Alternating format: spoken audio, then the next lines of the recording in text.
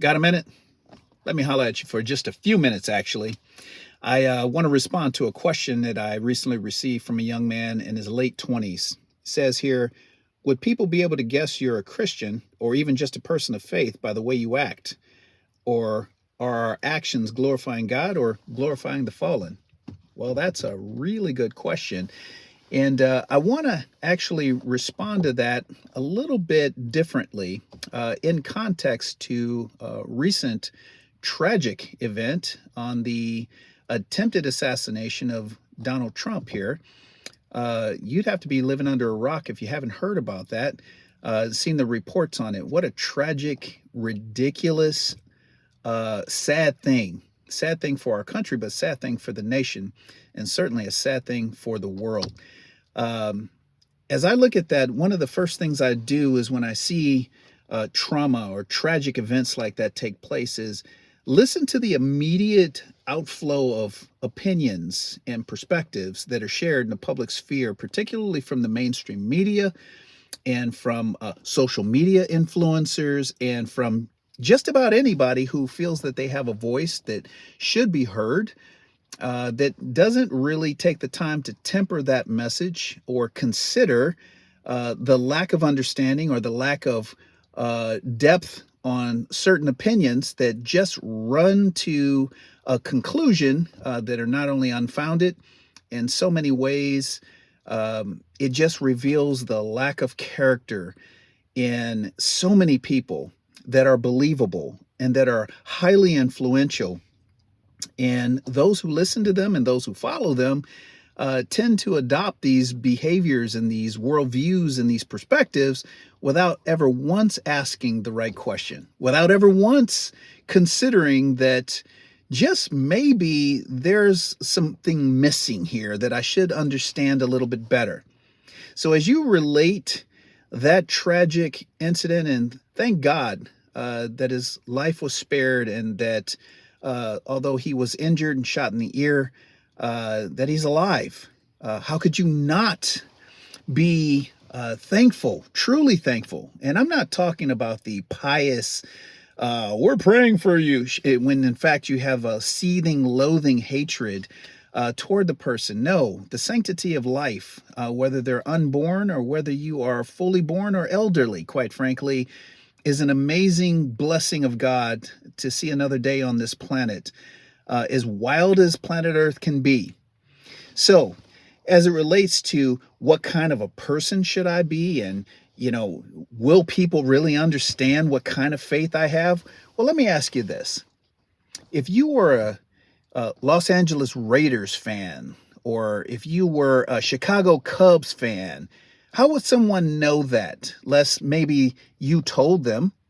But if you didn't tell them, how else would they know that? Maybe because of the jersey you're wearing, maybe the baseball cap you're wearing, maybe the fact that you had your car wrapped in your team's logo. Maybe that's kind of how they identify with you.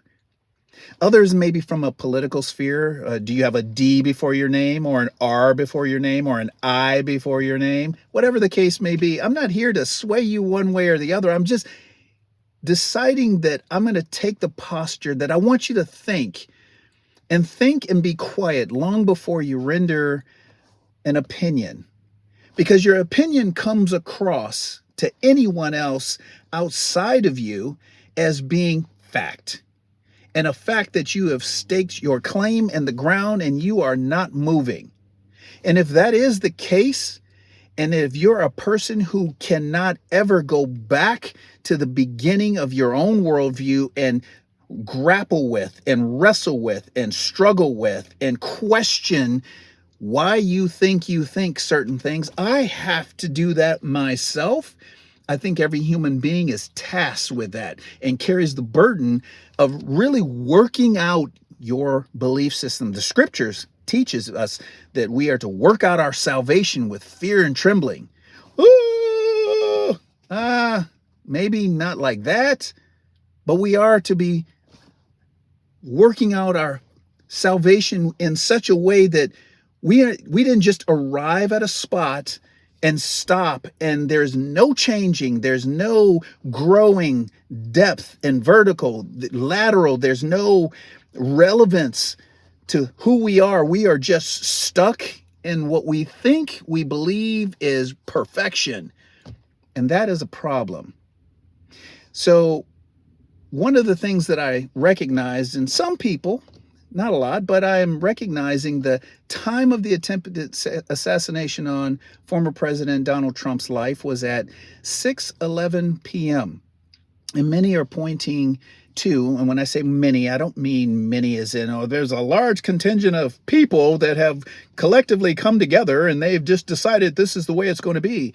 No, but I have heard in some circles the reference to Ephesians chapter 6, verse 11, which says, put on the whole armor of God that you may be able to stand against the wiles of the devil, meaning the tactics, the schemes, the plans, the covert operations of the devil, the sneaky, wicked things that he does to kill, steal, and destroy lives.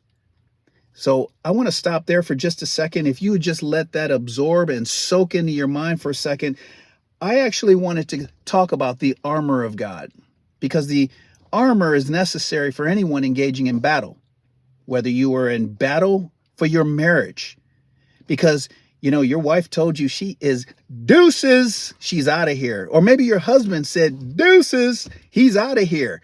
And it just hit you like a ton of bricks. Maybe your boss said you're fired, you're out of here. Whatever the case may be, maybe you lost someone close to you, a friend, someone you were dating and you were planning on and hoping to get married, and they're gone and your world is turned upside down. And I'm sorry if that is the case, because I'm in no way belittling that circumstance and that trauma on your life. But what I am saying is that there is an armor that is required to both offend and defend yourself when engaged in battle. No soldier goes on the battlefield with only some of the required elements to defend themselves. It's stupid. I mean, who gets off the helicopter in a hot landing zone charging in the battle with a butter knife? I want you to think about that for a second. Nobody. And that includes you. So when you put on the full armor of God, God recognized that we are in the battle for our lives, for the sanctity and the peace of our minds, for our soul and spirit, for how we treat those that we don't like or that we don't understand, or that we don't understand their language, or we don't understand their culture. We don't understand anything about them. So we fill in the blanks with hyperbole. We fill in the blanks with fears. You've seen it. You've lived it. You've believed it. Be careful. Be careful. Because that's like running into your own personal battle with a butter knife.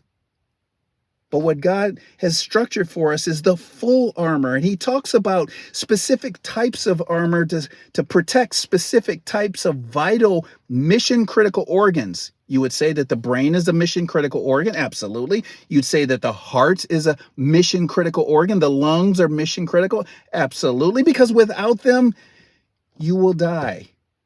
And some of you are on the fringes of relational decay.